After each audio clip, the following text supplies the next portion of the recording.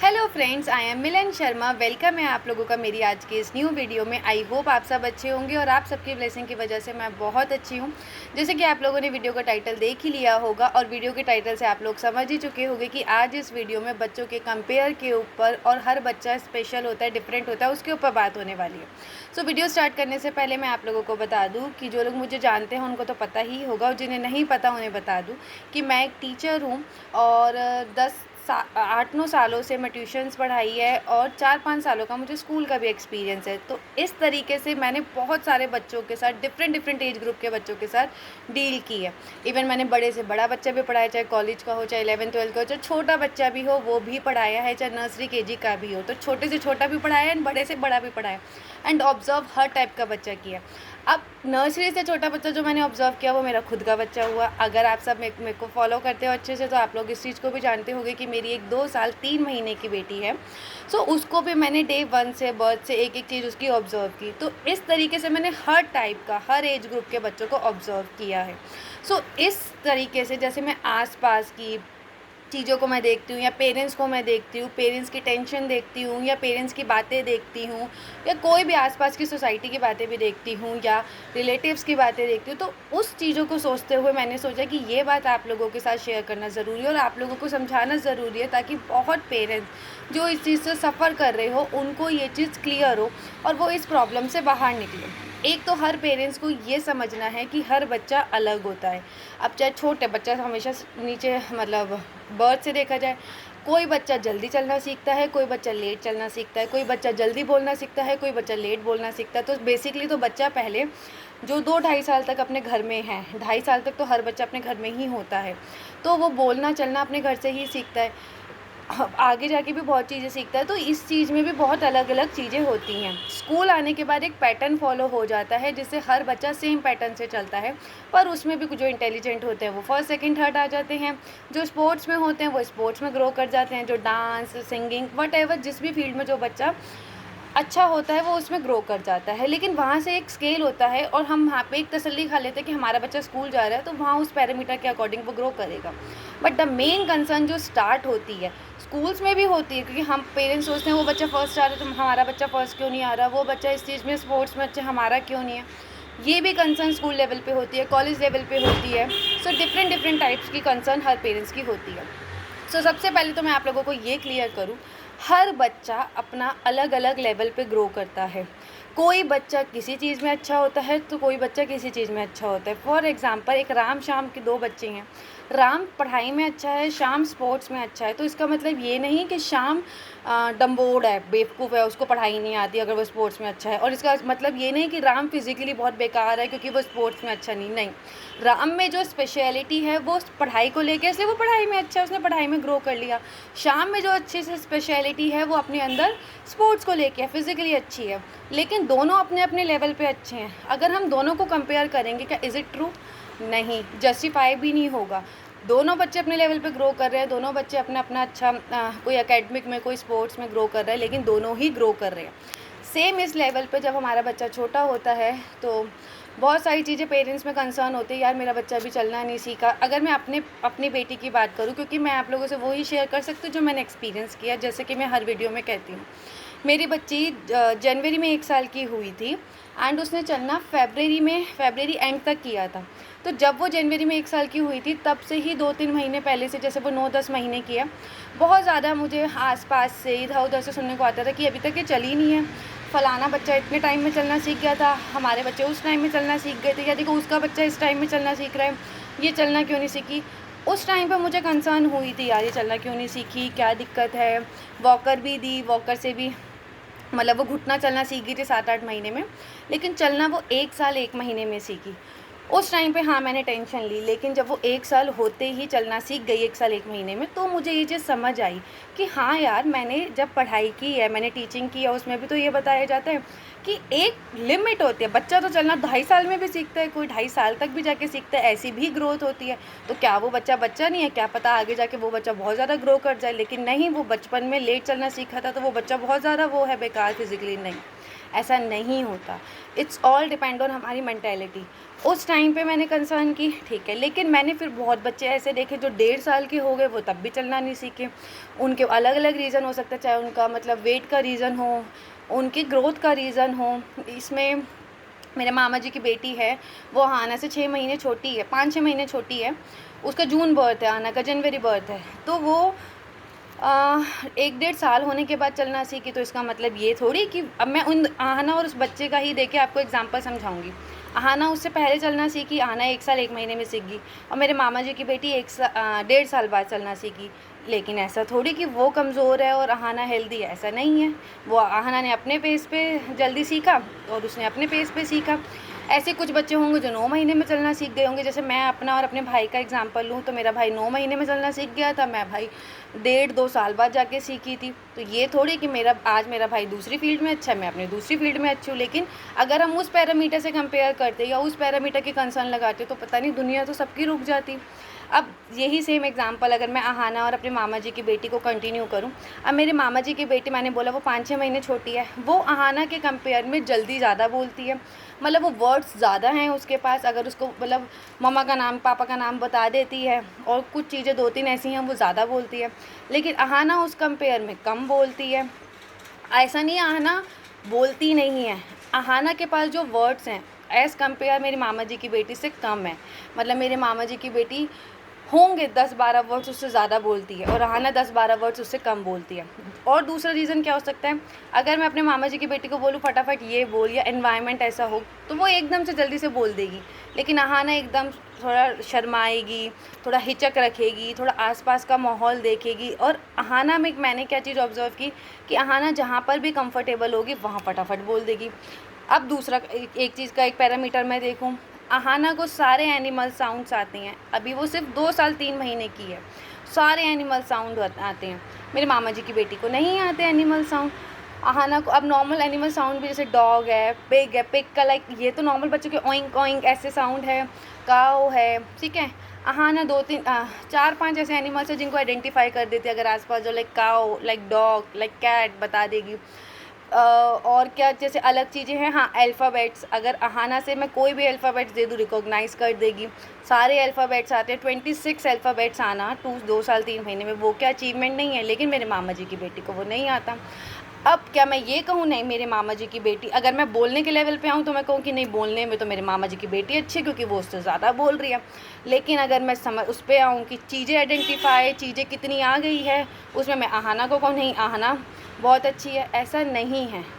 दोनों ही अपनी जगह सही ग्रो कर रहे हैं। It's all depend environment, it's all depend different types of growth. Aahana की ग्रोथ का लेवल अपना अलग है, मेरे मामा जी की बेटी की ग्रोथ का लेवल अपना अलग है। अब इस चीज़ को अगर हम ध्यान से समझना चाहें, जो मेरे मामा जी की बेटी है वो फैमिली में बीच में रहती है बहुत, मतलब नानी मामा मौसी, मतलब मामा मामी, दो उनके बच्चे, सबसे बड़ा उनके बच्चे वहाँ हैं।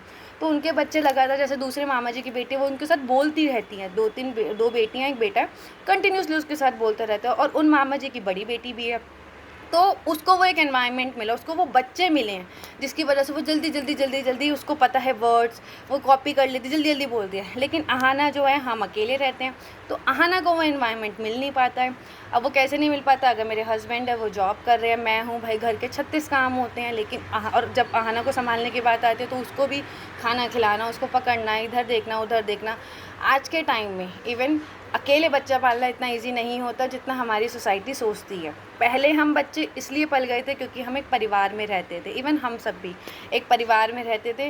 तो कभी कोई कुछ दे रहा, कभी कोई कुछ दे रहा, तो हम अलग अलग चीज़ें सीख गए। लेकिन आज के टाइम पे पेरेंट्स पे जो प्रेशर है बच्चों का, वो इतना पहले के टाइम पे पेरेंट्स में नहीं था। क्योंकि और जो ये कंपेरिज़न आ गया है, इसने वो कर लिया, उसने वो कर लिया।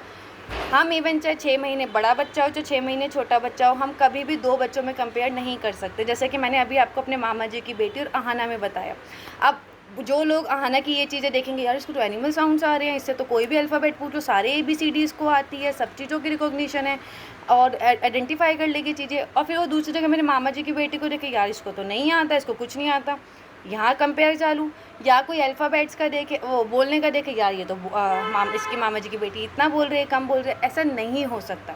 ये 2 बेसिक एग्जांपल मैं अहाना का और अपने मामा जी की बेटी का इसलिए ले रही हूँ ताकि, क्योंकि ये मेरी ऑब्जर्वेशन है, मैंने इन चीज़ों को अच्छे से समझा।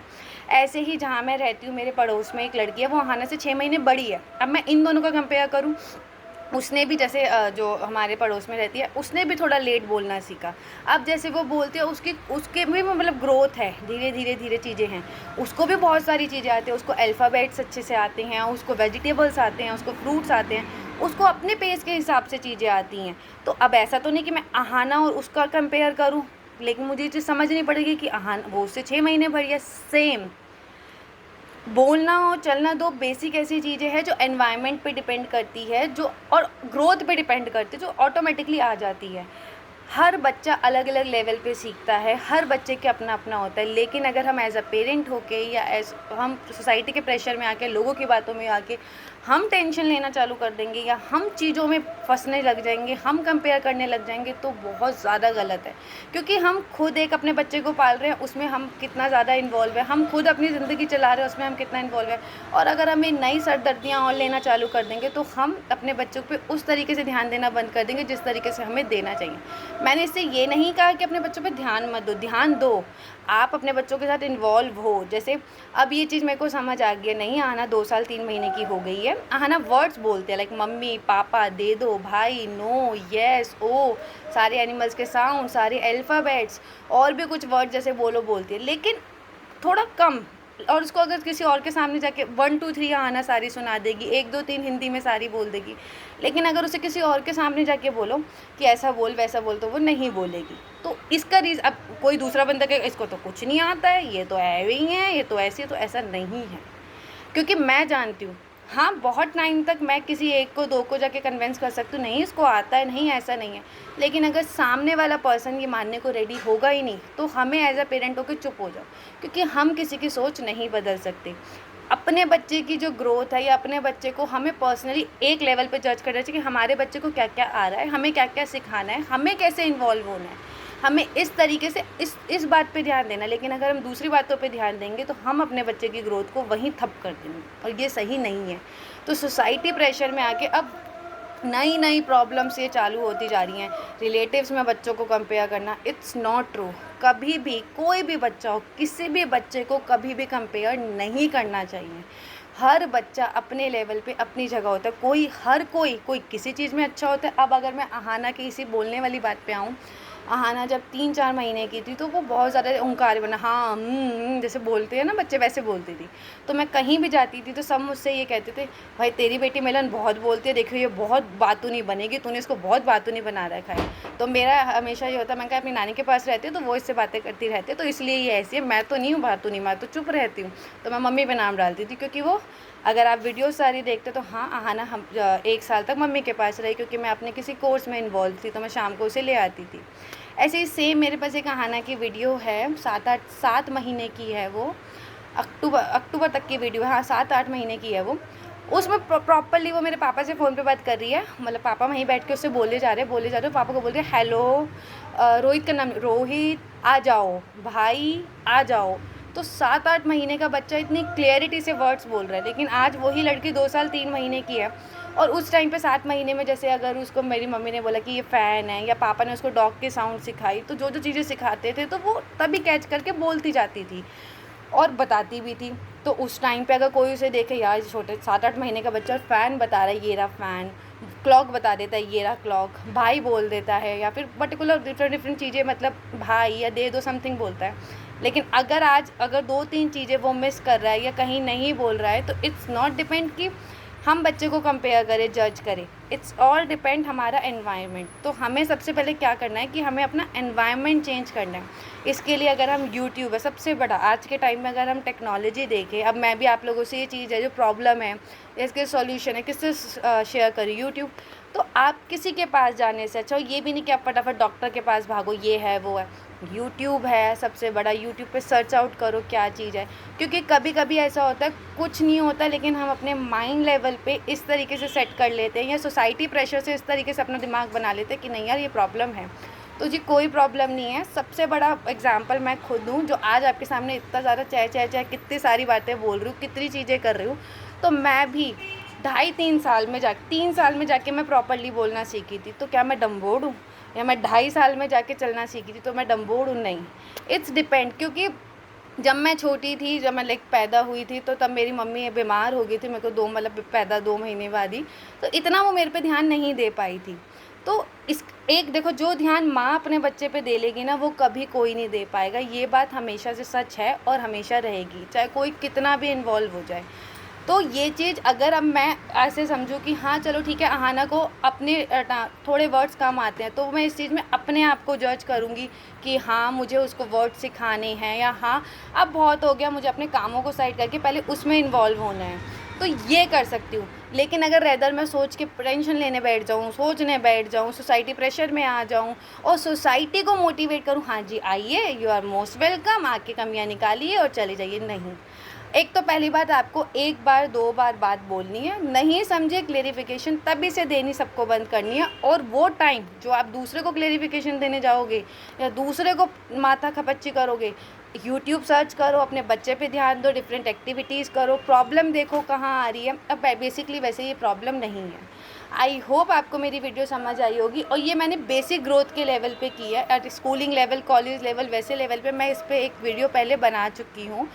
आज से हमें अपने आप को एक प्रॉमिस करना है, एज अ पेरेंट किसी को भी अपने बच्चों में कंपेयर नहीं करना। एट दी एंड यही कहना चाहूँगी, चाहे बच्चा कैसा भी हो, ठीक है, चाहे लड़का हो चाहे लड़की हो, चाहे कोई भी डिफरेंस हो, कभी भी हर माँ बाप के लिए अपना बच्चा मतलब इम्पॉर्टेंट होता है। अगर लड़की है तो वो लाडली ही रहेगी, लड़का है तो वो लाडला ही रहेगा। हर माँ बाप चाहेंगे कि वो अपने बच्चों को हाथों पे रखे, कोई माँ बाप नहीं चाहेंगे वो अपने बच्चों को धकेल के, धक्का दे के करने दे। मैंने ये नहीं कहा गिरना पड़ना नहीं चढ़ना, गिर पड़ के ही बच्चा सीखता है, बट ये नहीं जब हमें पता है हमारे बच्चे को चोट लग सकती है तो हम उसको गिरने के लिए भेज दें। तो ये है, हमें अपने बच्चे को लाडला लाडली बना के ही चीज़ें सिखानी हैं, और ये भी नहीं हर चीज़ को ध्यान रख के चीज़ें सिखानी है। मतलब एक लेवल तक हमें अपने आप डिसाइड करना है कि हमें कितना क्या प्रोवाइड करना है, कितनी चीज़ों में उसको एक एनवायरनमेंट देना है। सो आई होप आपको मेरी वीडियो अच्छी लगी हो तो लाइक कमेंट शेयर करना मत भूलिए, और चैनल पर नए हैं तो सब्सक्राइब कीजिए। Thank you friends.